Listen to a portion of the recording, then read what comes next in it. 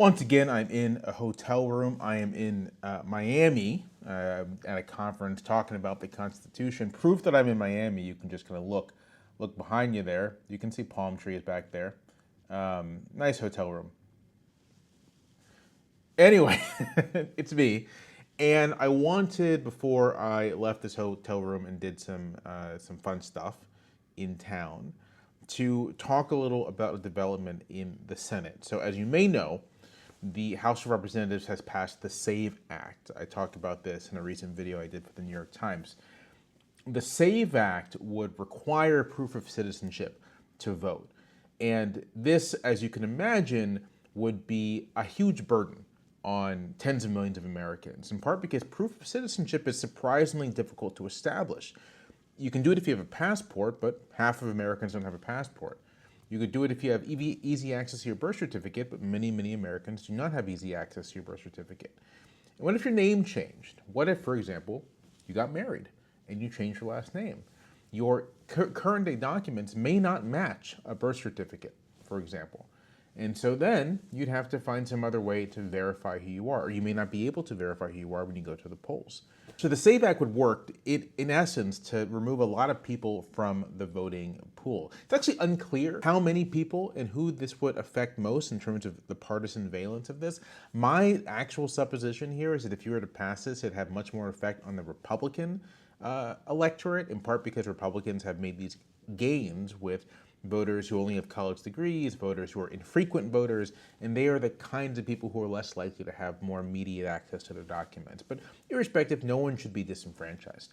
But this is what the SAVE Act would do. It would work to disenfranchise a lot of Americans. And it would do this in order to stop a problem that doesn't exist. The impetus for this, the claimed impetus, is that there's a vast amount of non-citizen voting and there's a vast amount of voter fraud.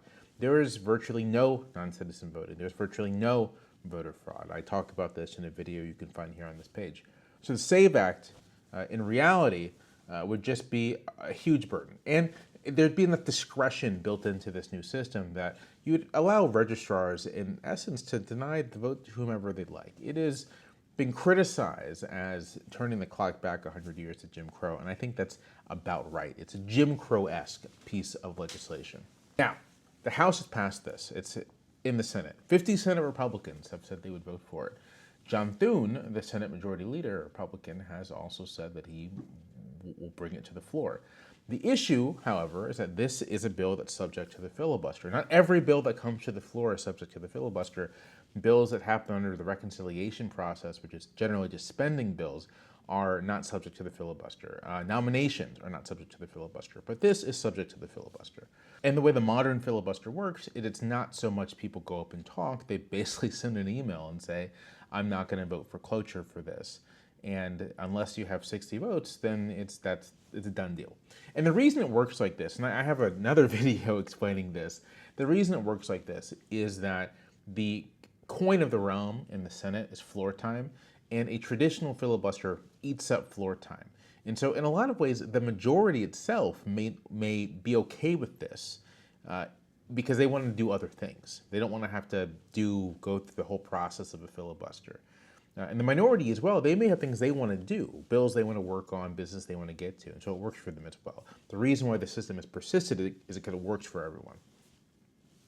House Republicans and the president are pressuring Senate Republicans to not allow Democrats to do the email filibuster and force them to do a talking filibuster, to actually go on the floor and occupy the floor in order to kill the bill.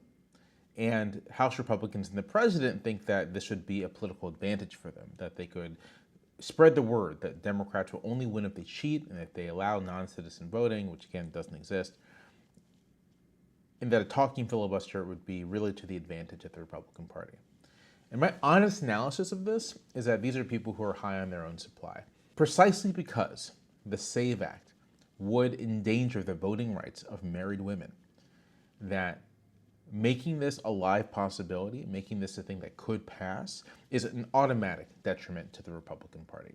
It does not take much political genius on part of Democrats to use their speaking time on the floor to just hammer home what this bill would do and what this impact would have on married women in particular.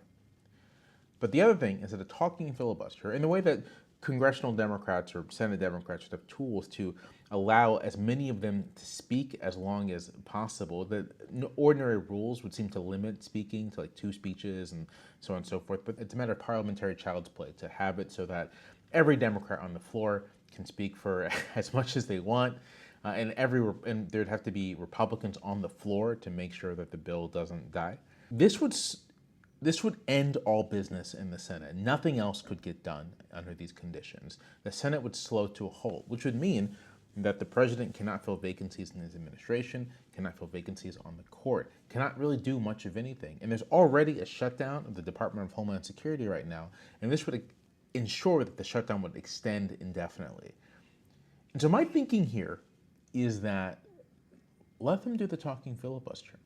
Let Republicans get what they want. Let them do the talking filibuster, because my sense is that in addition to the SAVE Act failing in this scenario, I don't think that any of these Republicans in the Senate who have signed on, or very few of them, actually want it to pass. I think they just don't want to make the president angry.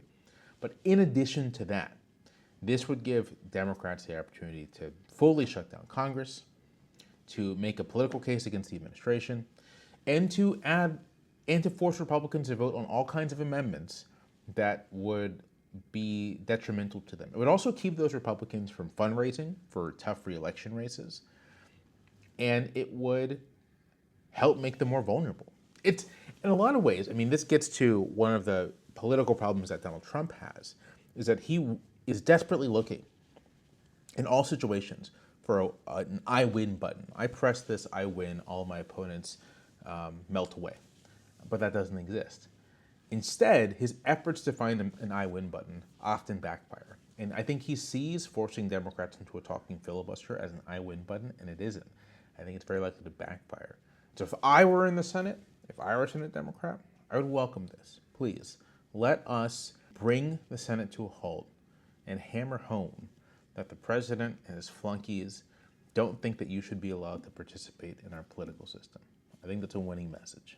If you like this, please check out other videos on the page like this one and consider giving me a subscribe.